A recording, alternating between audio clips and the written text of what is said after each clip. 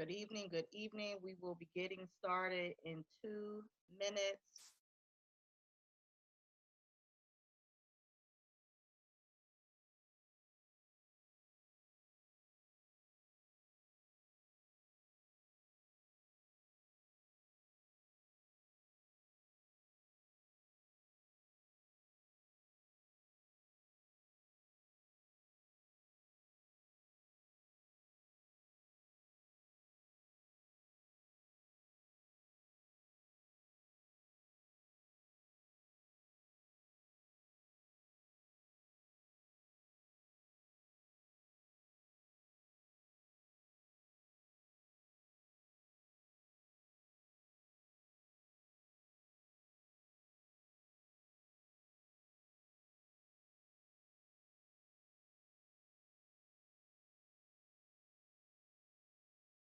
All right, in less than 60 seconds, we will be getting started.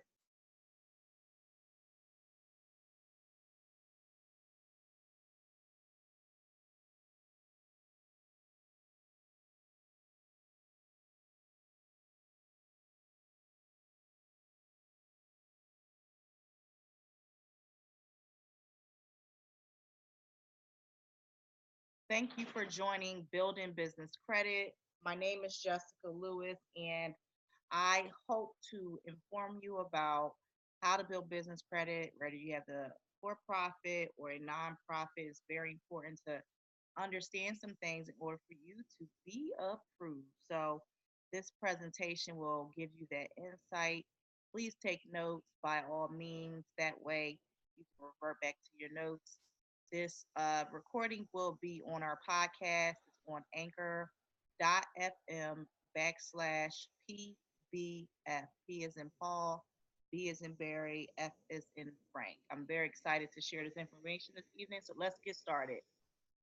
My company is Real Solutions for Real People. As many of you all know, you may have met me through different avenues, whether it's been at conferences, webinars, or even networking events. But the goal behind what I'll be sharing is to educate entrepreneurs on how to build business credit strictly separate from your personal credit in the most easy way possible, and more importantly, be able to do it without ruining your personal credit. Okay, so let's get started.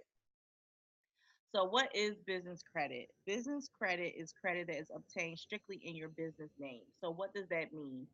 Typically, you have personal credit where you're using your social security number.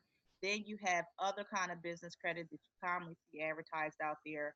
And with this business credit, you are still leveraging your social security number to get credit that is in your business name. And then you have what one would still call business credit, but you commonly refer to it as corporate credit.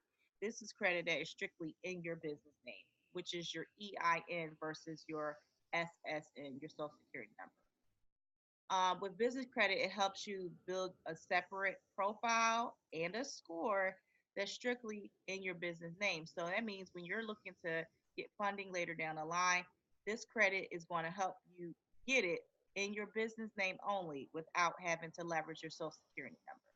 And more importantly, as you establish your credit profile and your score, it will allow for you, especially if you do it the right way, and as we instruct you to get greater credit amounts later, get higher loan amounts, and just overall be seen as credible to business loans, as well as other kinds of business credit. So it's strictly in your business name and it's based on your ability to pay, not the business owner. So typically, when you're getting business credit, we want to, just like you may have had on your personal side, make sure that you pay it back. Okay. Do not pay it back, because anybody at any given time can run an inquiry on your business credit and you won't even know, but they will see all the good and all the bad that comes with your business credit profile. And since your business qualifies for the credit, they normally don't have to do a personal credit check, which is great because each time you run your personal credit, that's an inquiry and that lowers your score. Whereas on the business credit side, that does not apply. So Business credit itself can be used to qualify for revolving store cards. You can get business loans. You can get lines of credit. You can get gas cards. You can get fleet vehicles. And so a lot of that can be used for your business to help you grow as you are building your business, earning extra income from your extra efforts first. I usually tell people if you're looking to get business credit, make sure you're minding your business first before you decide to start applying for credit because you may not actually need it. So, next, the benefit of having business credit. Welcome to the call. The benefit of having business credit is, more importantly, it's going to be separate from your personal credit. And then that will allow for you to have double the borrowing power. So, a lot of times I speak to business owners who say, Jessica, listen, my personal credit is not good at all. How can I learn how to build my business credit where I never have to worry about my personal credit? In theory, I think a lot of people think that sounds good, but what I encourage people to realize is that when you have good personal credit and good business credit, that's double the borrowing power. So for you all who are on the line and who are listening, please, please, please talk to me if your personal credit is not in the best condition. Honestly, it's not that hard to fix your personal credit. I have some really low cost ebooks and some support groups for those who are looking to fix their personal credit themselves that I can connect you all with. So please do not neglect your personal credit. That's money you're leaving on the table. Some other benefits include your score, which helps you as you again grow your business.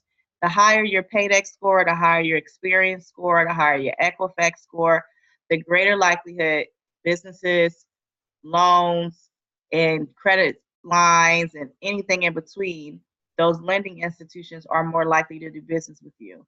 So another business, as I told you, can run your business credit any given time without you even know. And that could be a difference between you landing a deal and not landing a deal.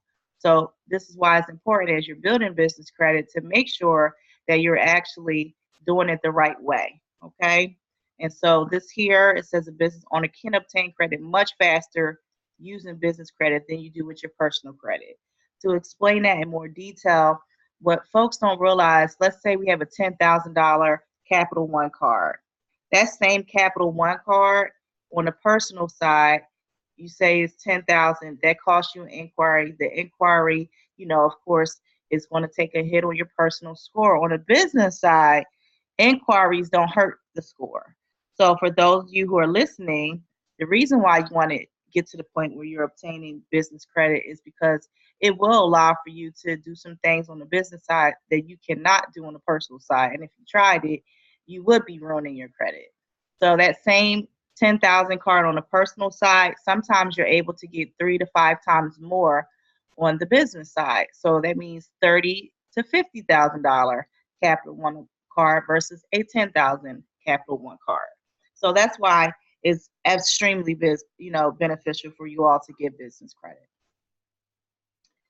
So let's talk about this a little bit more. Some other benefits is when you actually do business credit the right way, you literally can, one, of course, stop using your personal credit, but it also takes away your personal liability. So oftentimes, most entrepreneurs are, sometimes using their credit cards and trying to get loans and things just to be able to, get their stuff up and running where it's not really necessary. Okay.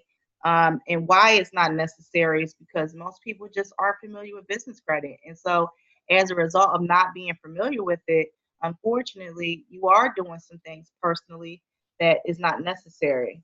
And so, what I encourage you all to do is take some notes on this, understand it. When y'all get those emails from my company, read up on that stuff to make sure you understand it. So, when you all decide to move on to the business credit world, then you'll be more successful. So now we're going to talk about the steps of building business credit.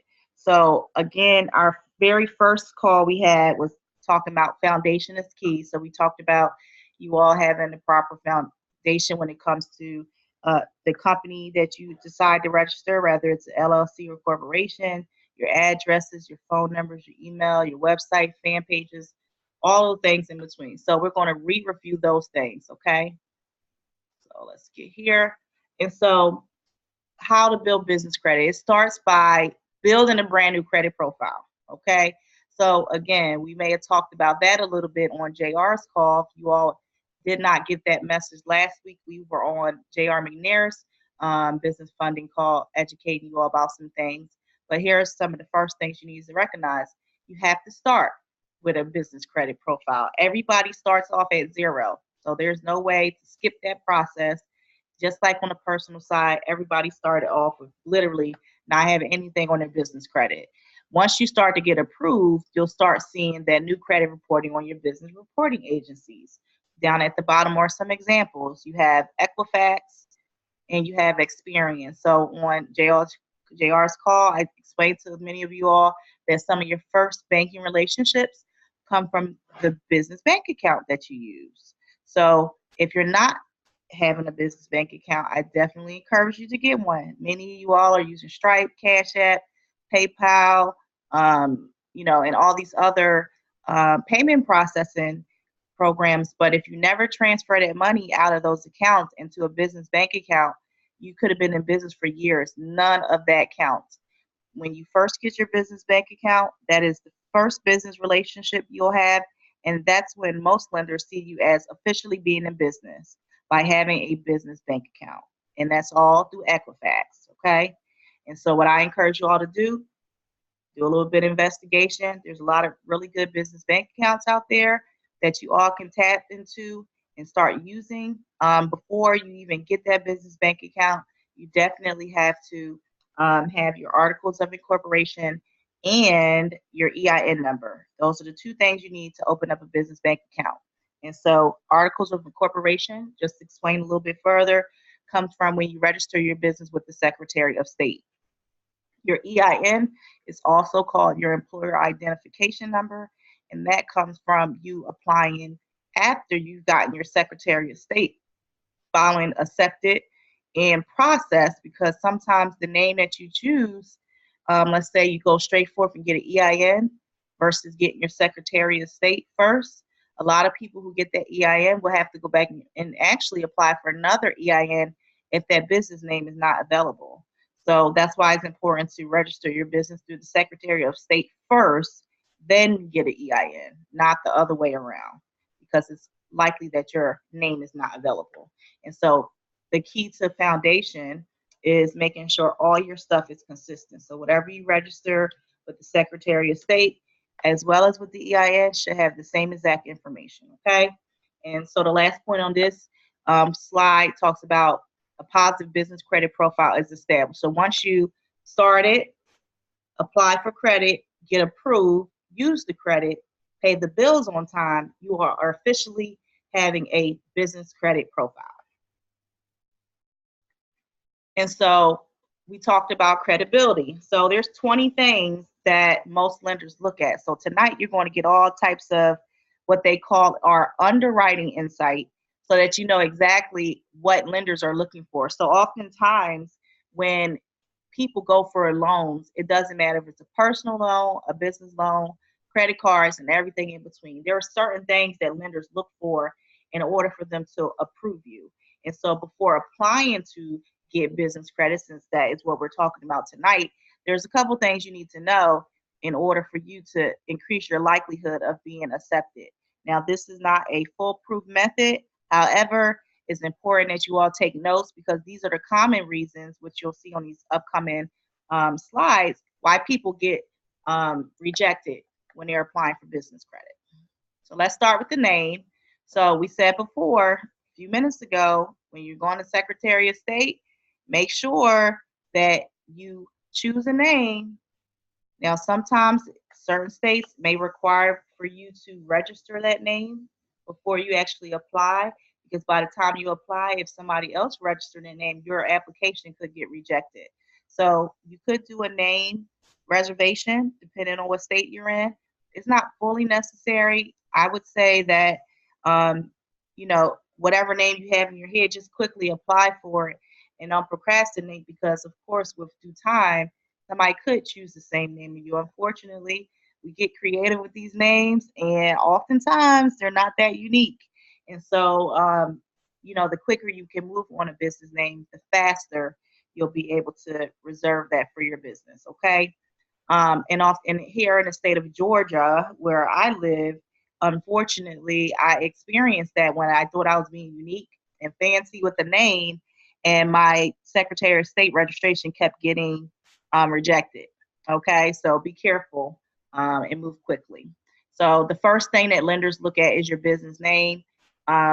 What's important about the business name is that you don't be one of those uh, self I guess narcissist, I would call it, where you wanted to say Jessica's clean out services. No, because when you do that, businesses normally right away know you're a one person show. So do not choose a business that's going to illustrate to them, hey, I'm the only person working here. Okay. Um, be careful of that. So that's the number one thing they look at. They know right away if you are a single member LLC or a corporation or a sole proprietor just by your name. Okay. Be careful of that. And don't forget, they can always look you up on the Secretary of State. And so to this point, make sure everything is consistent across your articles of incorporation papers, any state or local licenses you have, as well as your bank statements and EIN, your employer identification number. And so we talked about entity types a little bit in the last slide. Be careful of the entity type. If you're not familiar with every kind of entity type, get with me and I can send you a great video on LLCs versus corporation. Because what will happen is they again can pull and they'll find out who are the principal owners, and if you have any employees, they can get a little bit more into your business without you even knowing. So be careful of that. I know, oftentimes we have a tendency to think we're being secret about certain things, but on the business credit side, they will know all your business before they even talk to you on the phone. So be careful of that, okay? You can build business credit with any kind of entity, but I would encourage you not to have a sole proprietor or a partnership because again, you'll be held personally liable when you have those. Um, be careful of even LLCs. That's all I'm going to say on that. So if you want more information about that, get with us. And then here it just tells you to keep it truly separate, you need a LLC or a corporation. So hence the reason why we don't use sole proprietor or partnerships. Welcome to the call. So with the EIN, again, to bring it full circle, register your business with the Secretary of State first, then you get your EIN number. Typically, even with nonprofit organizations, it's not hard for somebody to look up your 990. So I would not make it a habit to not file just because you are a nonprofit organization. You definitely have to file your taxes just like you would even if you didn't make any money, they would still need a 990 if you're a nonprofit organization. So your EIN number is the replacement for your social security number, and that's why you aren't a sole proprietor, because if you were a sole proprietor, then you would use your EIN. So again, as I stated before earlier, your articles of incorporation with your EIN is what you can use to open a business bank account, okay? And so again, these are the things that for those who are coming on a little bit later, these are the things that your what they call underwriting guidelines. These are the things that most lenders are looking for in order for them to approve or reject your application or deny it. Now, I talked about business addresses a lot because a lot of times folks try to get around that with the good old P.O. box, try to get around it with using a UPS address.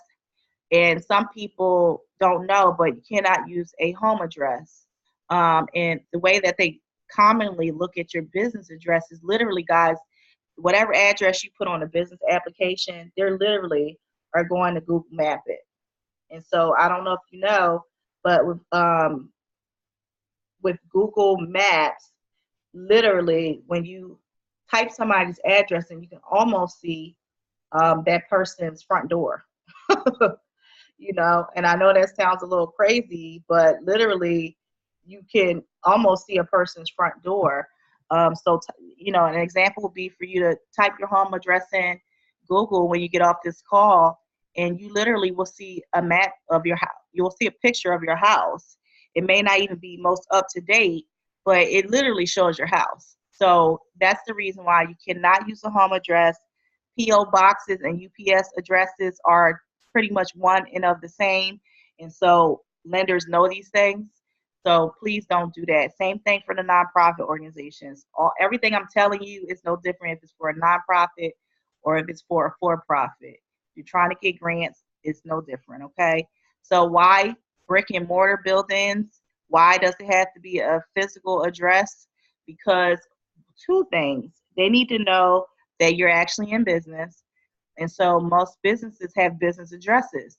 You normally, unless it's like a ranch or a farm, it's very unlikely that most people are in business and do not have an actual business address.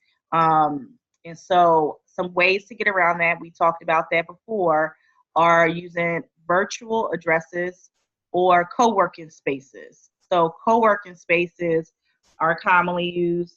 It's almost like the person who owns the building is renting their business out to multiple people at a fee, but you can also receive mail there, as well as if somebody were to look it up, they will see that it's an actual business, right?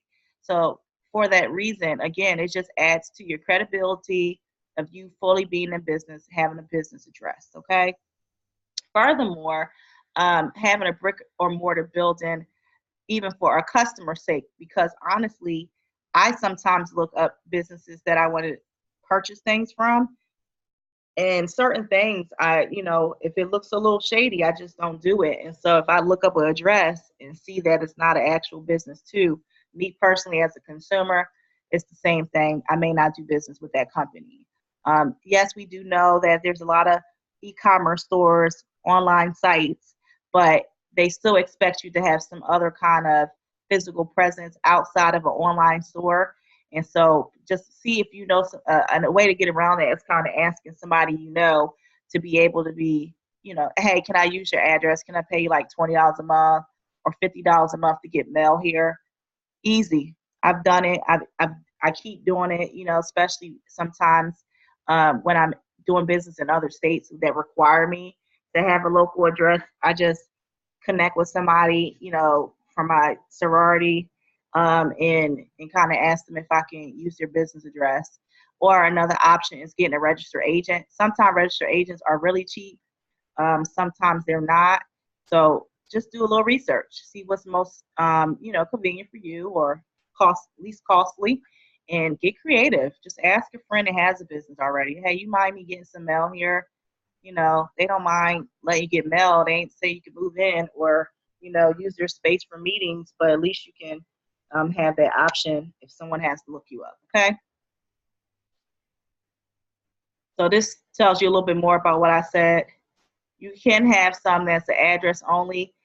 So some of these address only places, literally as you get mail there, they will scan your mail and send it to you.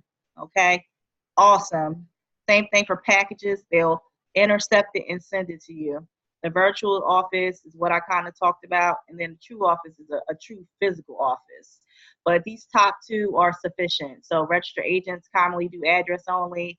Virtual offices, same thing. Even what's nice about a virtual office, if like companies like Regis, that's one that's been around the longest before they had co-working spaces that were more common. They even have your name on the billboard, so people, if they came there physically, they will see your name up there. And sometimes even have receptionists where you can use their phone lines, fax numbers, and a person to pick up your calls. So it's great. And then you'll sometimes, again, here it shows you can use the meeting rooms as well, at a set price. 411. So people probably don't know, but when it comes to business, 411 is commonly used. And so after you get your Secretary of State filing and before you even get that and you figure out what address you're going to use, as well as get your EIN number, the next thing you will need to do, and especially we'll get to 800 numbers and all that in a minute, but you'll definitely want to list yourself in 411. And literally, that's the site that you would go to, listyourself.net. Here, it just tells you very simply a way for you to list yourself, your 800 number, your address, your name, so that when people look you up, they will find you. What's great about this too is that's another way for them to verify that you are a business between the Google Maps, verifying that your address is a physical address, and this 411. Those are the two most common ways that someone will look you up before they start running your business credit. Okay. So remember, list yourself, listyourself.net.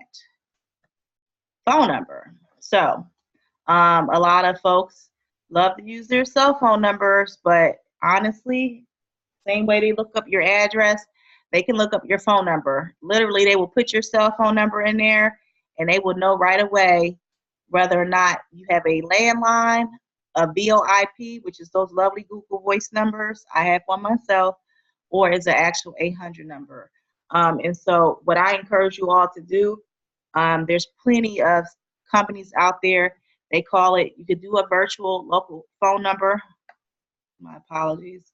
You could do a virtual local phone number or 800 number. I say 800 number because 800 is international. So if somebody wants to internationally contact you, 800 numbers just make you look really big and great. They don't need to know it's a one-man show, but 800 numbers just allow for people who are not local to you to be able to contact you without any fees, okay? So definitely just get an 800 number. You got eVoice. There's plenty of other kind of companies out there. I personally use eVoice. And with eVoice, I have an 800 number. I can text from that number and I can fax all from that same phone number. So here is what I just was sharing. Don't give a personal cell phone number or a residential number as your business phone number. And to be honest with you, a lot of people, even on their business cards, you can have office and then cell, but just don't primarily give your cell. You never know who is going to look you up. And honestly, they really do it through 411 and Dun and Bradstreet, which we'll talk about a little later. So a cell phone number as your main business line could get you flagged as unestablished business and you look high risk. So all these things I'm sharing with you all is what helps you look better to somebody, whether it's a donor for nonprofit, if you're applying for your nonprofit to have business credit, everything in between. The next thing is your fax number. Same thing. It's not hard for you to get a virtual fax number. I literally fax from my cell phone. Sometimes I may scan something through Cam Scanner and download the PDF and ship it off through eFax. When I have to send documents, especially if something needs to be signed, I use a lot of things on my phone. My phone is almost like my computer. So everything that's on my cell phone is on my laptop. So, and I don't even use an Android-based computer, but I have similar programs, so I'm able to still get work done if I don't have access to an actual laptop. Fax numbers are great. Electronic fax numbers are like having a little mobile fax phone with you. It's great. eFax is one of those companies. eVoice is under eFax. Again, you can find some programs that's all in one, but either way, just get one because for some reason that makes you look credible as well. Websites are an obvious thing. They always research your company. So if you're not understanding yet why I'm telling you all to get all these things, it's because they literally look at everything. They research you before they even really reply to an application. They will Google you. They will look you up on social media. Now that social media is really big. And so they will learn everything about you and what you do through those channels. And so it's very important. I mean, websites aren't that complicated. The first thing to get a website is just getting a quick domain. You can get domains from anywhere. It'll tell you right away once you go to one of those domain sites whether or not your domain is available. And if it is, you can easily go to wix.com to create a website.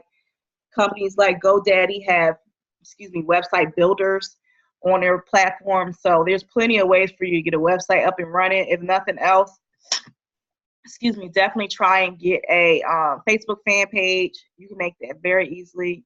Put a couple posts up there. Again, you put all your company information. Make sure you got a bio about us. Facebook has all those options. So definitely get a website. It helps people find you and understand what you and your business does. Another thing, next to those cell phone numbers, the number 2 thing is your email address. An email address that is not at something.com, at yourbusiness.com, is a red flag to lenders. They'll know right away that you don't have a professional business address. And weirdly enough, I've seen plenty of people with a website but no business email address, or a business email address and no website. So I'm not really sure how those disconnects happen, but definitely do not use a Gmail, a Yahoo, MSN, AOL, or anything in between. The only way you can kind of pass with having one of those kinds, if it's through your internet provider, like a Cox or Comcast or AT&T or something like that. So those are probably the only time you probably can pass with that. But again, it's common practice to have a web address and an email address that illustrates your web address. So for instance, my company, one of my companies are First Class Funding, and my email address is info@firstclassfunding. So those are some examples of ways that you will have your website as well as your email address to match your website. So this gives some examples here, okay?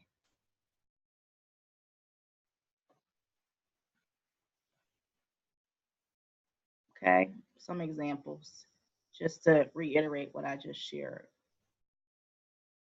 Any questions so far?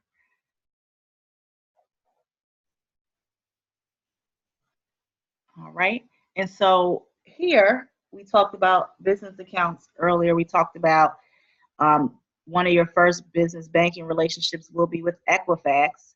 So again, you're not in business until you actually start your business bank account, okay? So this here is the date you open your business bank account is the day the lenders consider your business to have started. So that's just to reiterate what I already told you all.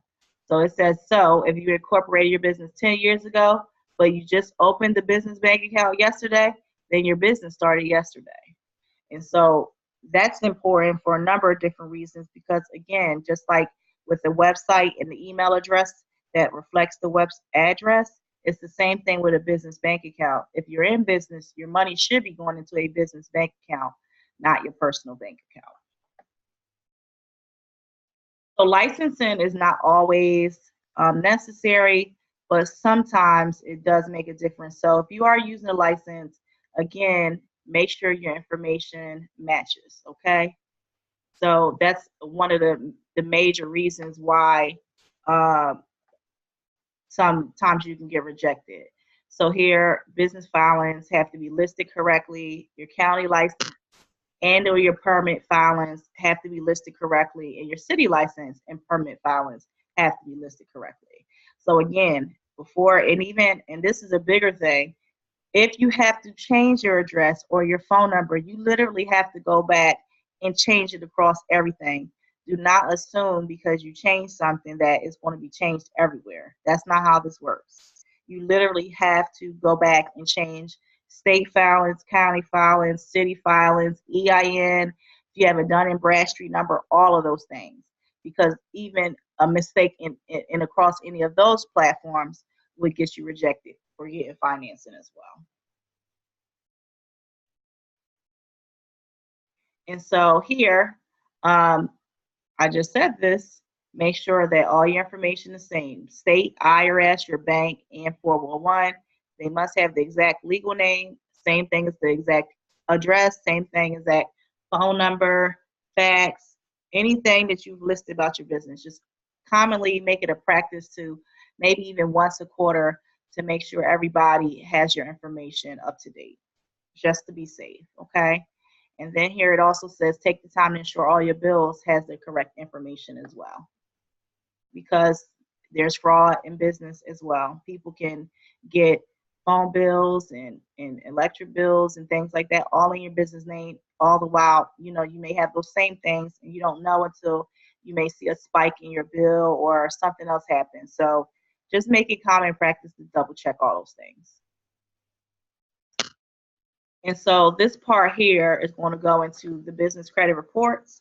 So this is very important. So the previous step was all the things that underwriting looks at to make sure that your business is credible. To reiterate those things, they look at your name, your business address, your business phone number, your business fax, if you all have a website or not. Whether or not you have an email address that matches your website's domain name. Also, licenses, EIN, and if of course you get Dun and Bradstreet number, all that stuff. So now we're going to talk about the business credit reports. So business credit reports, there's three kinds.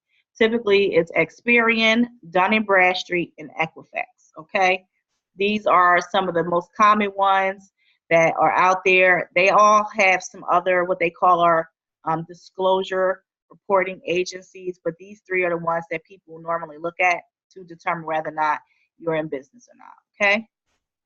So let's talk about Experian. So Experian Smart Business Report is what is used to actually report anything about your business for them, okay? And what I encourage you all to do, if you have not done this yet, is definitely, if you're in business, anywho, make sure that you go to smartbusinessreports.com and order it. Make sure that everything on there, see if you have trade lines, if they're reporting already, check your score, check for inaccuracies, maybe, things that should not be on there. With these business credit reports, which you'll see, it tells everything, even if someone has sued you, even if, how much money you make, who all works for the company, like whether you have employees or you have multiple owners. So, man, it gets really into detail. We're not going to go over that today, but on our platform for Fundio, some of you all may be on that platform already. It has a lot of the information, okay? So Experian is one. Just check all the information on those sites, make sure it's accurate. Equifax is, as I told you, one of the first business relationships you will have if you have opened a business bank account. And so again, if you're in business right now, do not let PayPal, Stripe, or any of those other, or Square, or any of those companies be your primary way that money is funneling through your business. Take that money out, set up a business bank account, and transfer that money over to a business bank account. Never put your business money in a personal account.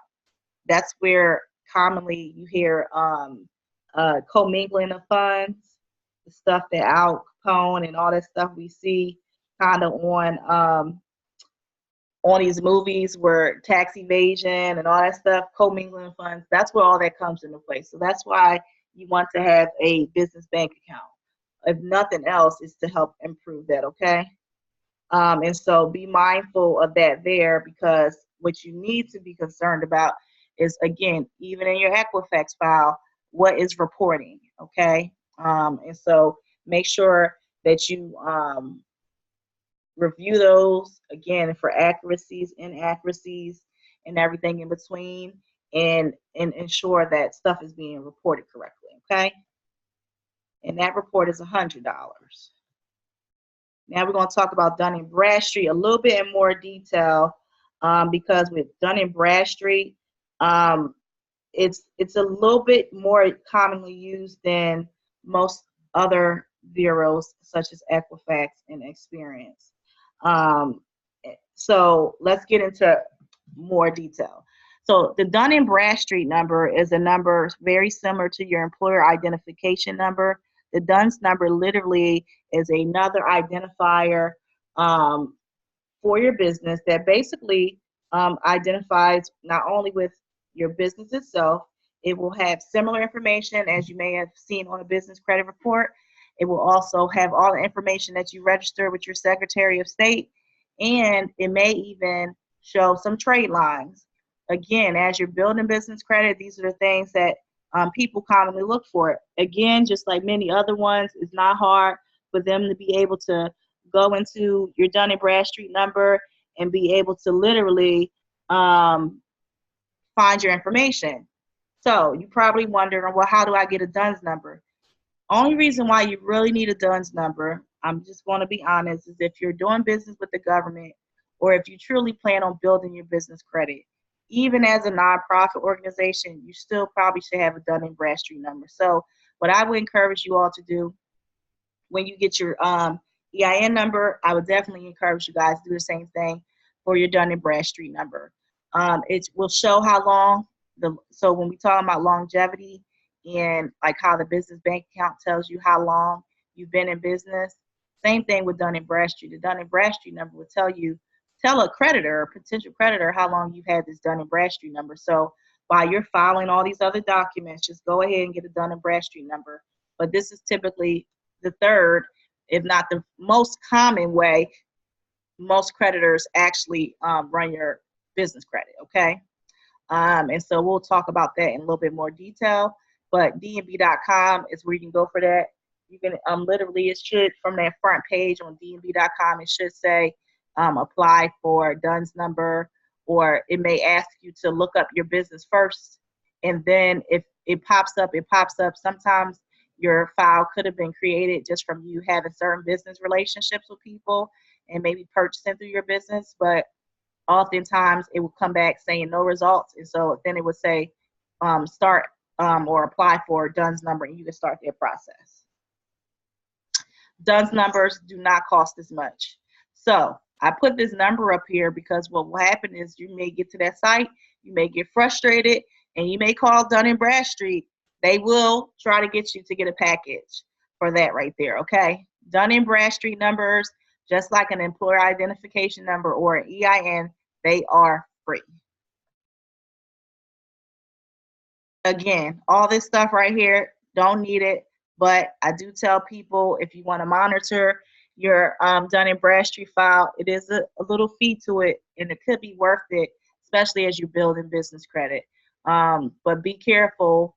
Again, just like your Dun and Bradstreet number, every time you have some kind of activity with your Dun and Bradstreet, you're going to get something called an I update, and everyone sends you all kinds of stuff.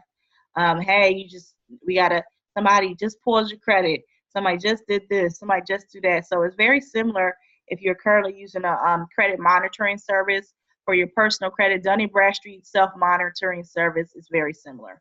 And I update is free. I update will give you notification, but it doesn't give you full details. So when you pay for the monitoring service, you can see more details, okay? All right, so the third step in understanding how to build business credit is understanding the different types.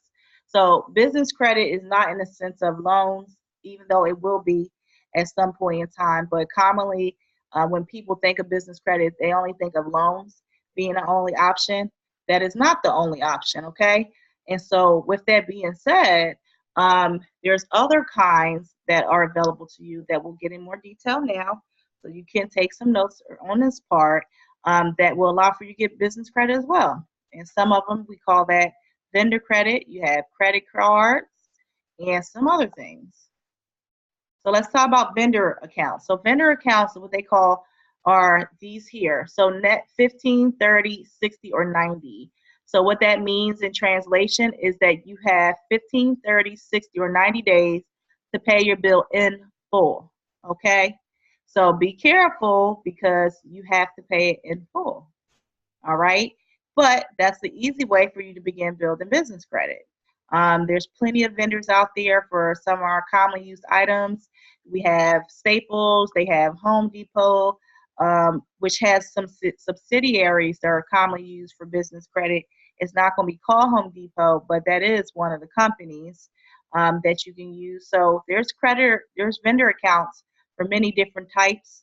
Again, if you all are going to be a part of the Fundio platform, it will give you all those lenders that you can get approved for very easily. And again, you have 30 days to pay, even if you apply for a vendor line of credit, okay? So vendor lines of credit, you only have these amount of days, okay? And they commonly are called net 30s because you have a certain period of time to pay it back. The key for all of this is make sure you pay back within that 30 days. So don't pay it back as soon as you place the order. Pay it back as close as possible into the next month. And so right now we're in November. So instead of you paying before the end of the month, pay on December 1st or after. So whatever time, but make sure it's in this next month because otherwise it's not going to report. So I know a lot of people think it's really just that simple. You place the order and you pay for it. Yay, that bill is over. No, it doesn't really work like that. They don't tell you that if you pay too soon, while that's great, it's not going to report. So it's at that point in time, it's about timing and when you pay this account. And so this here just breaks down a little bit more about those net 30 accounts. You can get products and services. So there's some net 30 accounts that you can get website built. You got net 30 accounts that help with search engine optimization for your website.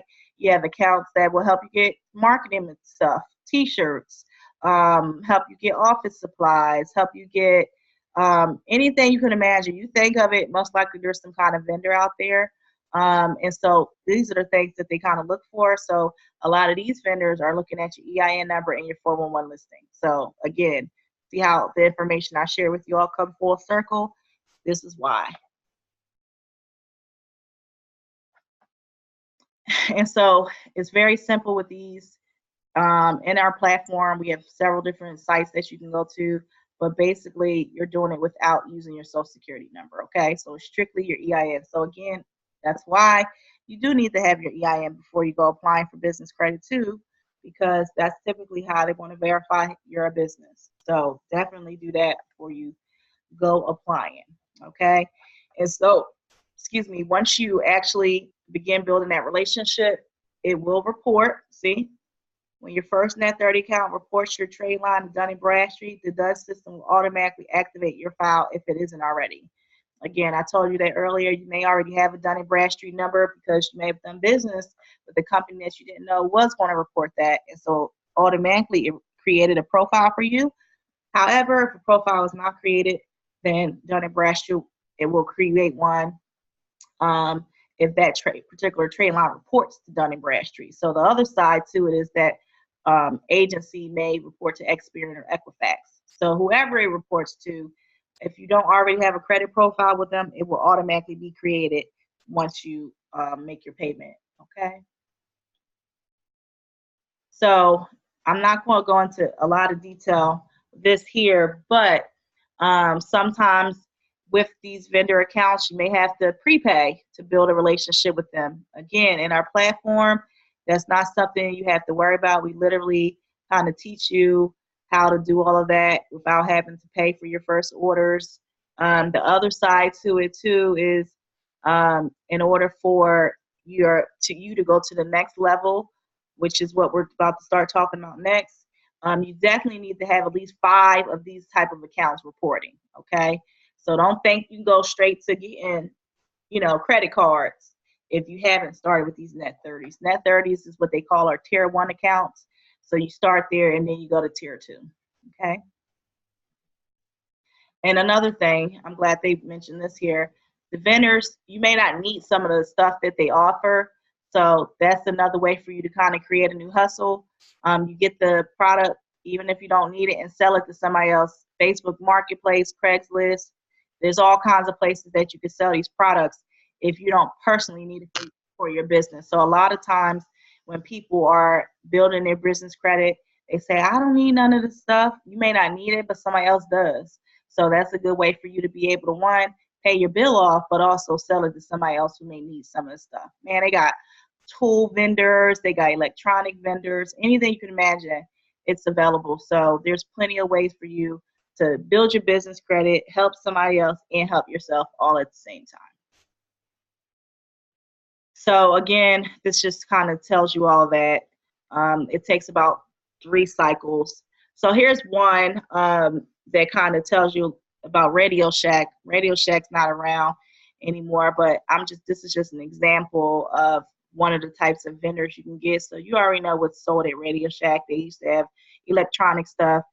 That particular vendor had reported to both Dun and Bradstreet and Experian. So what that means to you is they're going to pull your credit, your business credit, and look at whether or not you've been paying your bills on time. And if you have not, if you've been in business for at least 2 years, they would have probably gave you a net 30 account. Okay, so that's just an example of some of the underwriting things that a company like Radio Shack, for example, would have needed.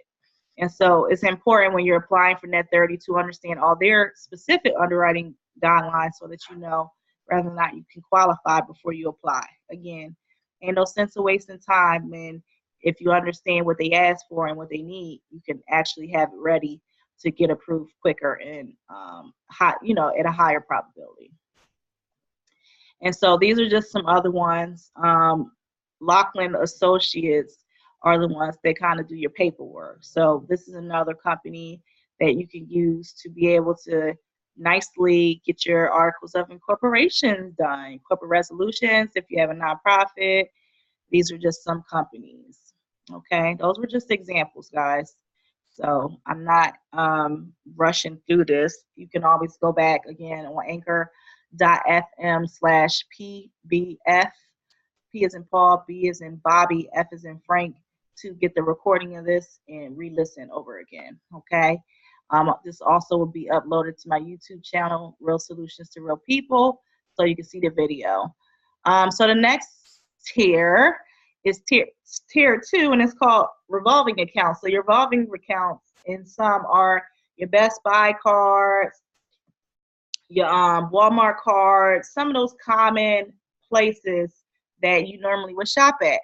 That's called a revolving credit card or a revolving account. So what you cannot do is go straight to these accounts. Otherwise, they would definitely run your personal credit, okay? And so that's why it's important in the previous slide that you have 5 trade lines reporting before you get to this level. Because 5 accounts is around it, is that sweet number, kind of says, hey, they pay their bills on time, they're responsible with the credit that we extended to them, and they're ready for us, okay? So that's why it's important before you move on to only have 5, okay? So revolving accounts are all your major retailers, okay? They're not going to say, hey, we have business credit. And so you don't want to, get caught up with that. But oftentimes you will see those applications near the registers, okay? It's also not common for them to do it because they really do want you to run your personal credit, okay? And oftentimes it's easier for them because they want you to be personally liable. To be personally liable for a business credit means that you're willing to take on personal responsibility if you are granted that credit and you don't pay it, okay? So I just want to throw that out there because I think sometimes people don't know what that means. They also call it personally guaranteeing, meaning you personally guarantee that that bill will be paid if the credit is used, okay? And so that's common. What you see, they don't promote it. I think what I noticed too, when I was applying for these lines, that it may be one line on their entire website that says something about business financing or business credit. Like they really don't want to let the general public know because anybody would be applying, and a lot of times people don't do right by business credit. They have every intention on not paying it. And so if they advertise it all the time, just like they used to back in the day, probably about 10 years ago, you can go anywhere and get business credit. Now they make it a little harder. So some examples are Staples, Dell, and some other ones. And so there's plenty out there. And again, you have to make sure you do 5 trade lines, net 30s first. Then you can go to the revolving lines. Now you get into the big dog stuff. So that's the next level. So tier 3 is when you have 10 accounts reporting. So that means you have 5 net 30s, you have 5 revolvings, okay? And this here will allow for you to start getting into the cash card. So your cash cards that you commonly are using now may be an American Express. It could be a Capital One. It could be a Discover card. So if you have 10 reporting, this will increase your likelihood of getting at least $10,000 or higher for business credit. And so I'm going to go through this pretty quickly because I don't want to make things really complicated about your business credit profile. But and on this previous one, this is the goal. Everybody needs to get to this point in time. And again, our Fundio platform actually does that for you. Okay. So continue applying and building. So as you build, you get to get more.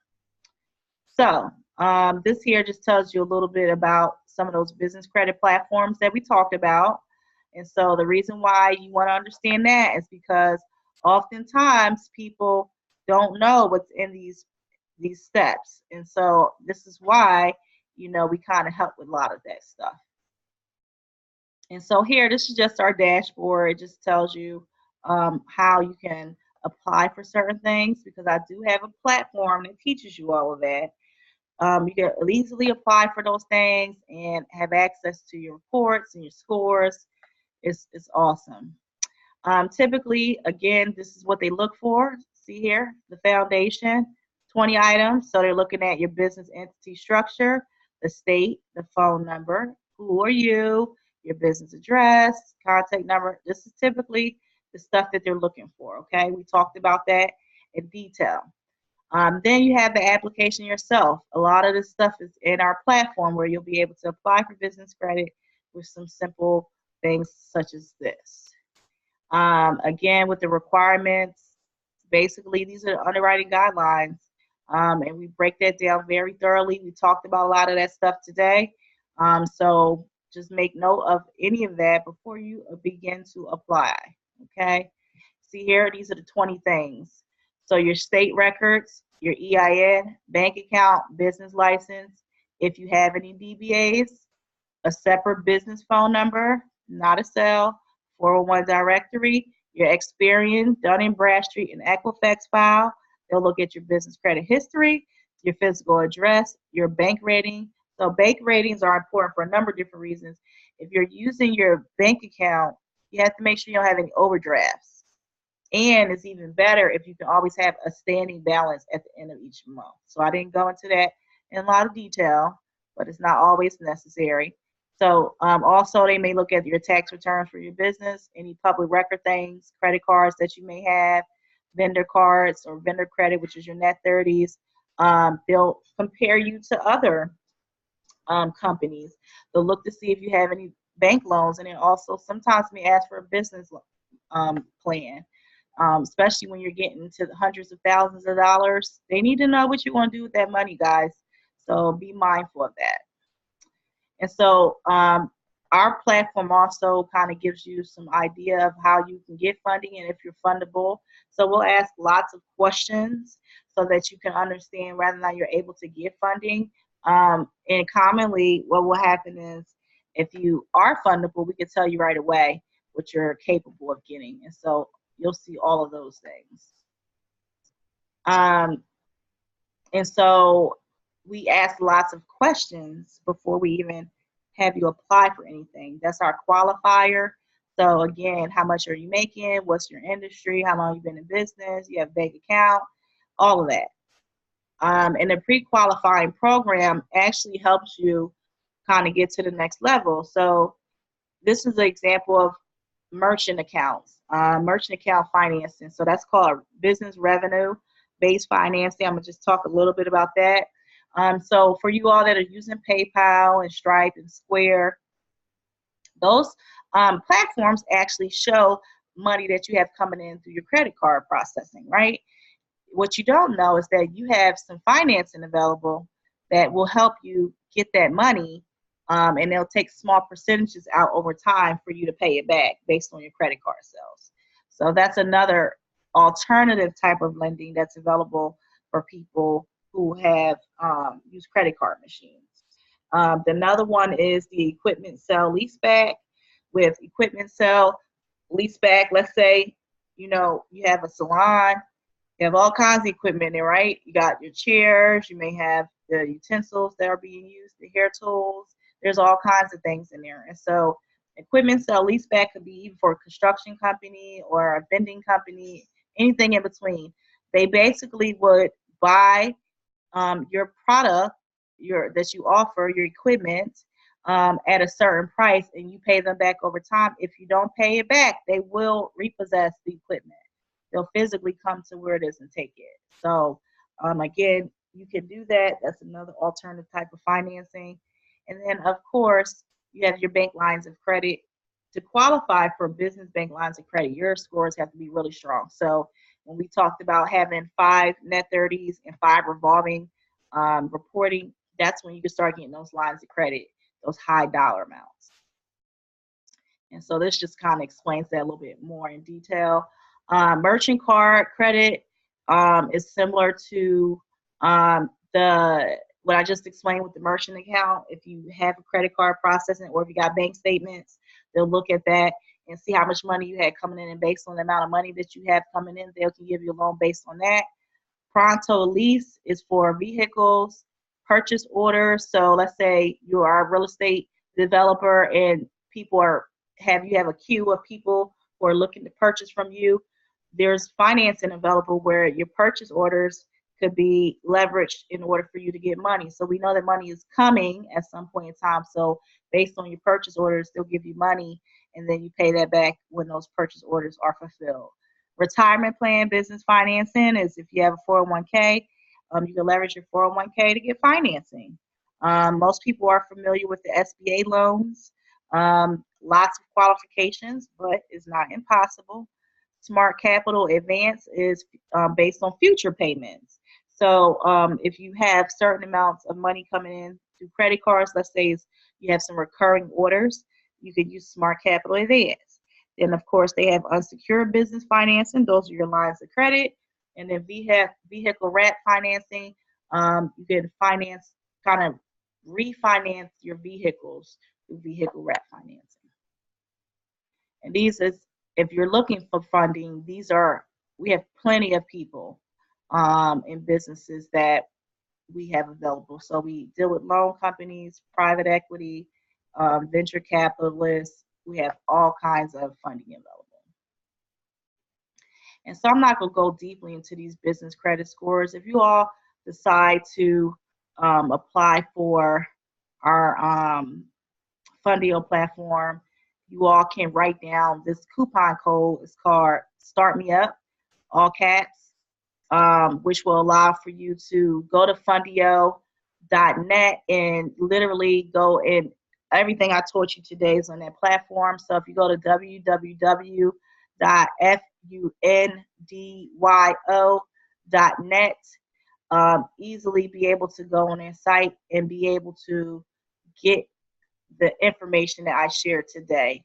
Now, in order for you to get direct financing, which is some of those things we talked about in the last couple minutes, you go to firstclassfunding.net, which is 1ST class, CLASS, funding, FUNDING.net, to inquire about that.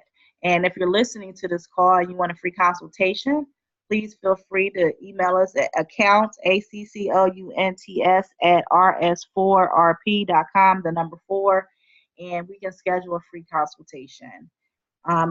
This is the end of our webinar. If you all have any questions, I will take them now.